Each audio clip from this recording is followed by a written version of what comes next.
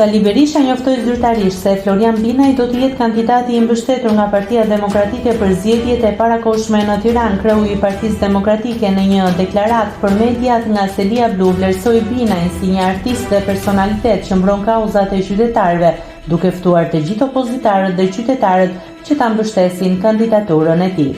Ftoi aleatët dhe opozitarët qytetarë të mbështesin këtë kandidaturë si një kandidaturë që i bën nder çdo qytetari dhe kryeqyteti të vendit, u shpreh Berisha, por ajo që tërhoqi vëmendje në rrjet ishte reagimi plot humor i këngëtarit Luizelli, i cili publikoi në Instastory një video teksa dëgjonte fjalimin e Berishës dhe në fund të videos Luizi shton: "Ua, mendova se tha emrin tim për Zotin."